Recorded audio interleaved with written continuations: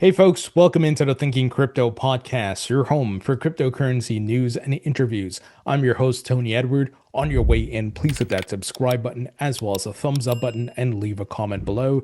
If you're listening on a podcast platform such as Spotify or Apple, please be sure to follow and leave a 5-star rating.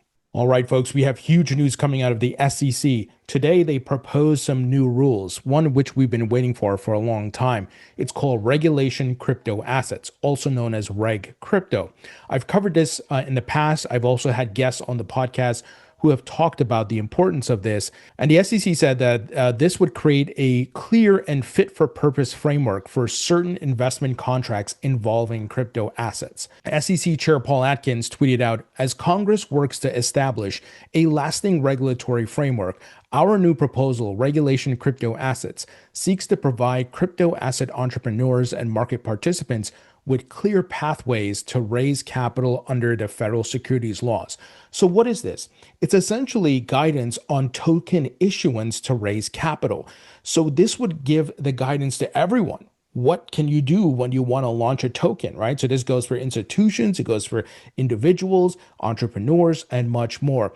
This is significant. It's what we've been waiting for a long time. Even though the SEC gave some guidance on specific crypto assets, this has broader reach. It just says anything that may be created over time, here are the rules. So huge guidance here. And if you recall, I had interviewed Tiffany Smith, partner and co-chair of the blockchain and cryptocurrency working group at WilmerHale, which is a law firm, and we did a deep dive into this. So I'll put a link in the description to that interview.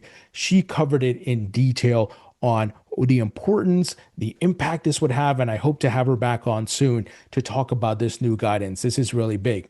So some of the details of this proposal includes it allows certain offerings of up to $5 million over 4 years or $75 million annually without SEC registration. So again, this is the TLDR. We got to go through the fine details, but just so you know the major takeaways. Number 2, it creates a conditional safe harbor for crypto assets once an issuer's essential managerial efforts have ended. So the key word there is safe harbor. Shout out to SEC Commissioner Hester Peirce, who was the creator of this back in the day, years ago, right? And even Gary Gensler and all these guys under the anti-crypto army era, they ignored it. But now it's come to fruition. So this is really great. Number 3, preempt certain state securities registration and requirements. It now enters a 60-day comment period. So we're going to have to wait and see what the industry has to say, different legal experts and much more. So once again, I'll get those folks on the podcast to break this all down and to see what folks have to say about this and if it's good or not good or it needs some additional information. But you can see that the agencies like the SEC and CFTC are going full force here to provide the guidance, to provide the rules of the road. And even though the Clarity Act has not passed yet, the builders and entrepreneurs out there, what they want is the guidance from the regulatory agencies, because these are the guys that can issue the lawsuits, who can enforce the law, right? So if you have the guidance from essentially the policemen, right, who are out there, you know what to operate, what to do, what not to do. And obviously this SEC and the CFTC and the whole government administration is more friendlier to crypto. It's not like the Gary Gensler days. So this is really great. It will allow for more innovation, building, token issuance, and a whole lot more. So really great stuff here. Now, some additional context to this being reported by Eleanor Terry. She said the SEC approved the proposal through a Ceritium vote. I hope I'm saying that right. Meaning commissioners voted individually outside a public meeting, according to an SEC spokesperson. The commission had been scheduled to consider regulation crypto assets at an open meeting last Friday, but abruptly canceled the meeting, citing an unforeseen scheduling issue. So we don't know what caused the conflict there with that meeting that was supposed to take place last Friday, but who cares? The point is they put out the rules, and that's the meat and potatoes. That's what we want to see, right? We want to see the tangible items here. So let's see again what the industry thinks. Now, on the other side of the token, the CFTC Chair Mike Seelig put out a video today highlighting that the CFTC is ready to move forward as well. And we know the CFTC and the SEC are working together on their Project Crypto. So expect to see guidance from the CFTC. And he said in a tweet, For years, anti-crypto armies, doomers, and decelerationist stifled innovation, regulating by enforcement and driving transformational technologies like blockchain, AI, and prediction markets overseas. On August 20th, the CFTC is turning the page and charting a course for the new frontier of finance as innovators, builders, thinkers, and entrepreneurs descend upon Washington for the inaugural meeting of the Innovation Advisory Committee. So that is taking place on Thursday. That's the meeting at the White House I was telling you guys about a couple of days ago. So that's going to be pretty big. You're going to see a lot of crypto companies, Ripple, A16Z, and many others going to be involved. So that should be really, really good, guys. It's exciting times. Even though the Clarity Act got stalled, we're still seeing a lot of progress with crypto guidance and rulemaking. Now, we know that Senator Thune did file the cloture motion to have the Clarity Act voted on the Senate floor come September 15th. We know that the members of Congress and the Senate are coming back in September after the August recess. So maybe they can get this bill done. As I've said in the previous podcast, if the banks and all these people like Elizabeth Warren block all these things, then the status quo of the Genius Act being passed and stablecoin yield still being a thing being paid out to everybody is going to remain. And the agencies are going to provide guidance. So if they try to block the bill, they're not going to get what they want. So I think they will get this bill done. Will it happen specifically on September 15th or in September? I don't know. We're going to have to wait and see. But we know a lot of it is just around the stablecoin yield situation. Obviously, there's the politicizing of Donald Trump's crypto companies, but I think it's more so the banks and the stablecoin yield situation. And I hope Donald Trump and his family cool it down with the crypto stuff. Let's get the bill passed first, then you ramp up your efforts around that, right? Because you got crazy Elizabeth Warren ready to use those things against crypto, even though crypto's just a technology. It's not political. It's just that Elizabeth Warren made it political back under the Biden administration. All right, moving ahead, and speaking of crypto legislation, the U.S. Treasury Department proposes Genius Act stablecoin rule. So we know the Genius Act is law, and the different agencies and sections of the government are enforcing it and putting into their system and updating some rules on their end. So great to see the U.S. Treasury doing this. Obviously, one of the sections of the government that controls the currency, right? Along with the Fed.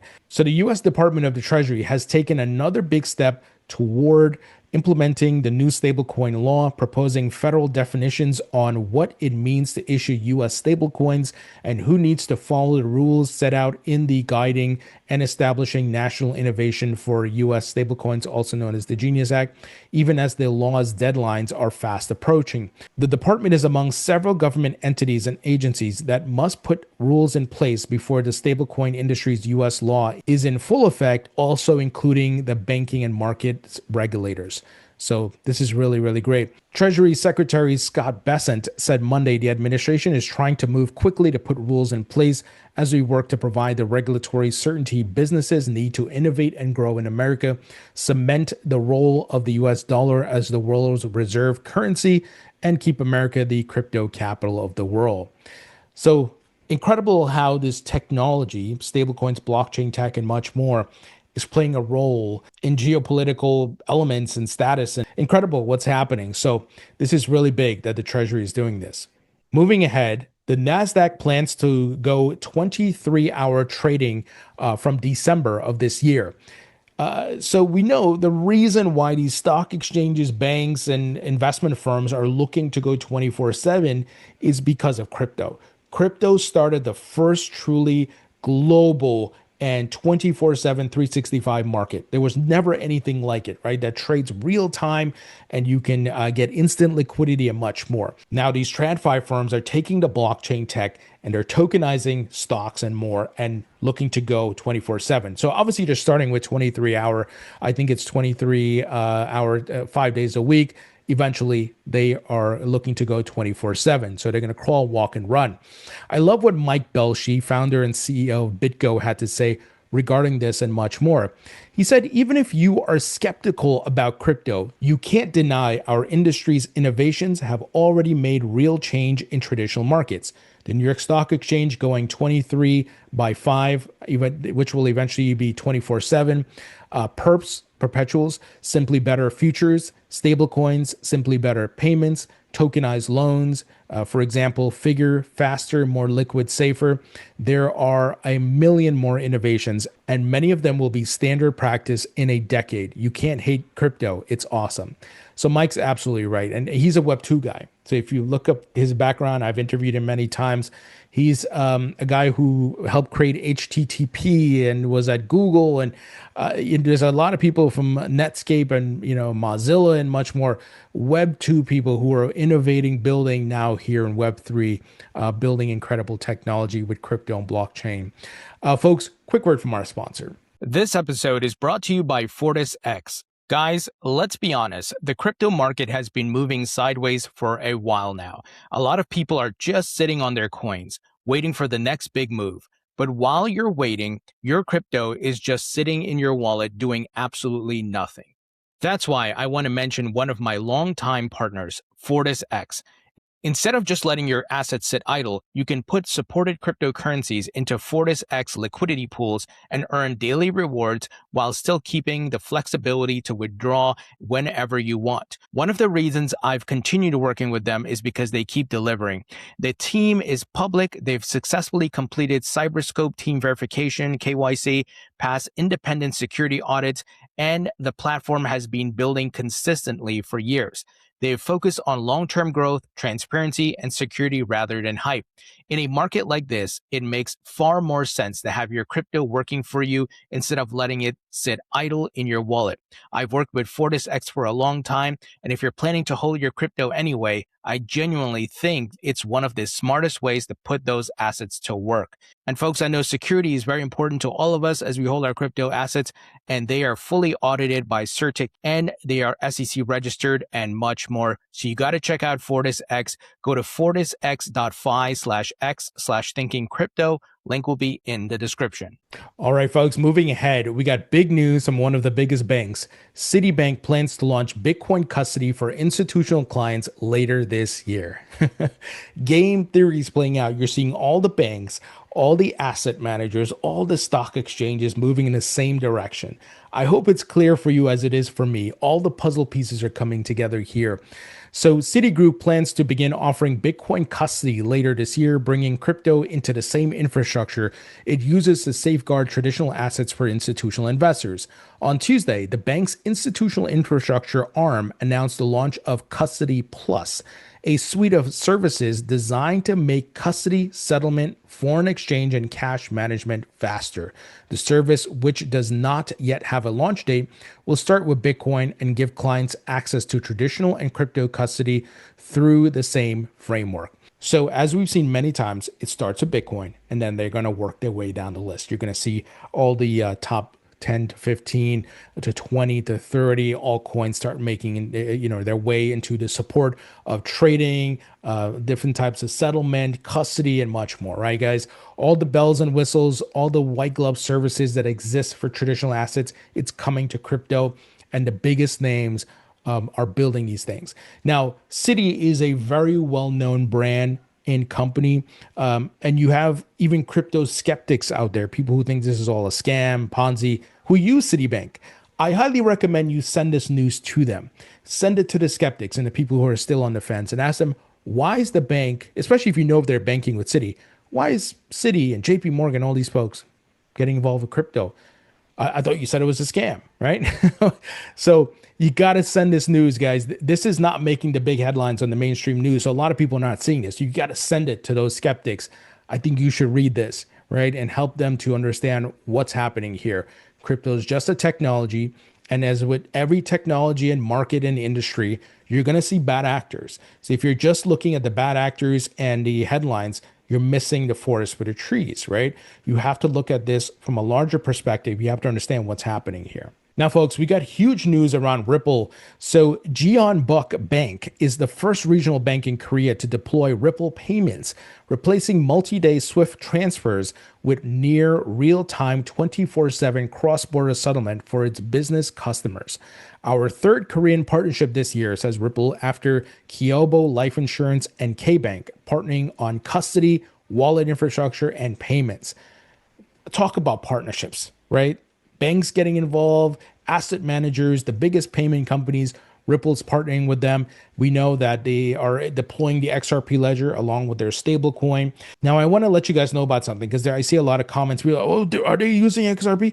It doesn't matter if they're using XRP. What matters, are they using the XRP ledger?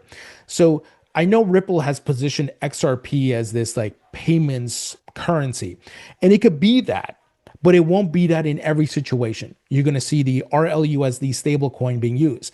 Just like if you go to Ethereum or Solana, the token, the native token is not always used. What is important, and I've talked about this a lot, Metcalfe's law, the network effects. The more building on the XRP ledger, the more valuable the blockchain becomes, the more valuable XRP becomes. And again, a lot of people don't get that. There's a lot of influencers who say a whole bunch of crap and nonsense, but it's very simple. Metcalfe's law, network effects, look at, again, Ethereum, Solana, and other blockchains, right? That's what's playing out here. There's also Reed's law, if you study these things, right? And these things are going to benefit the native token. So regardless of if the token is being used or not, it doesn't matter because the network is growing with participants, transactions, value being moved, right? I often tell you guys to go to rwa.xyz and see the leaderboard of tokenization and all these things that are happening on these blockchains, XRPs and or the XRP ledger is in the top 10. That is what matters now. And I know people are still spinning their wheels on, oh, wait a minute, didn't Ripple say XRP? And it's like, no, that doesn't matter right now because they are offering different options, right? So please understand that. But this is huge news for Ripple. And I mean, these bank partnerships are massive. Now, speaking of blockchain value, here's an example of what I'm talking about. Robinhood Chain TVL surges 45% in August as tokenized RWAs lose ground. So our Robinhood Chain doesn't even have like a native token, right? It's kind of like Coinbase's Base, where it's just a blockchain you can build on, but obviously you can collect fees. This is a kind of like a fork on Arbitrum, which is a Ethereum layer 2. So they're collecting the fees from the token and much more. So this is again an example, the building that's happening, the value of the chain rising up. And obviously, if a chain has a native token, the value of that goes up. So this kind of trickles down to the Arbitrum token and the Ethereum token, right? So let me give you some details here. Stablecoin market cap on Robinhood Chain has reached $640 million, the bulk of which has come from USDE. So the total value locked TVL in Robinhood Chain has continued to post record numbers, now standing at over $540 million, up 45% in August. From this, tokenized RWAs on the chain stand at $32 million, a 120% month-over-month growth. And if you caught my interview with Johan Kerbat, who's the SVP and general manager of Robinhood Crypto, we talked a lot about this. So that interview was published yesterday. So be sure to check it out, guys. We talk a lot about what they're planning to do, the AI agent trading, but mainly we talked about Robinhood's chain, and they're seeing incredible growth. In fact, they helped the meme coin market to come back a bit, even though we've been in a bear market. But you're going to see a lot of firms build like this layer 2s or their own blockchain. This is the world we're headed to. And I think most are going to do like layer 2s because it's easy to, deploy, and you don't have to worry about your own token necessarily and much more. So incredible stuff. Now, final news item, Binance to plan UK relaunch with FCA license application. So Binance's UK arm has been barred from offering regulated activities in the country since June 2021, but the company will reportedly move to secure licensing under the new crypto rules. So we know the UK, they have their new crypto rules. The Europe or EU has their MiCA regulation. And obviously here in the United States, we're waiting for our Clarity Act, but there's other jurisdictions that have their own crypto legislation. So you see everybody launching their own legislation, and crypto companies have to adjust accordingly. So Binance is the world's largest crypto exchange. You can imagine they want to get back in these big markets. And again, all the puzzle pieces coming together, guys. Incredible stuff that's taking place. And again, look at the macro view, right? We are still very early. We're at the tip of the iceberg. There's more to come. We are now getting like legislation. We opened up the podcast talking about the SEC proposing regulation in crypto, right? And just imagine when all of these things are ironed out and all the big institutions have everything laid out. Their chief risk officer or chief legal officer doesn't even have to blink an eye or think twice. They can just say, "Oh, we can build. You're free to build. Everything's clear. Here are the rules," right? Just imagine that. And then the amount of capital is going to come in. So what do you think is going to happen to the valuation of these blockchains, guys? Think about it, right? We are still so early. Think about the legislation that was passed in 1996 to open up the internet, the building, and what followed that, right? So we're kind of at that point. You think that this market has reached some sort of peak. It hasn't. It hasn't. And remember, it's a truly global market. Blockchain networks being used across the globe, governments embracing it. So incredible stuff, guys. So that's the news. Let me know what you think. Leave your thoughts and comments below. Hit the thumbs up button. Subscribe if you haven't as yet. Folks, be sure to support the podcast by subscribing to my free email newsletter. It's 100% free. Link will be in the description. And I'll be putting out a write-up tomorrow. Check out my book on Amazon. It's available in paperback and digital. Be sure to grab a copy and check out my course at mycryptocourse.com. This is a comprehensive course that teaches you everything you need to know about crypto. Right now, we got a huge 50% off sale on the price. Use the code BEAR, BEAR at checkout to get 50% off. It's a comprehensive course that teaches you everything you need to know about crypto. So check it out. All the links will be in the description. Folks, thank you so much for tuning in. I appreciate you all. And if you found this podcast valuable, please share it with someone out there, especially a crypto skeptic, so they can learn, get educated about what's happening. Thank you guys, and I'll talk to you all later.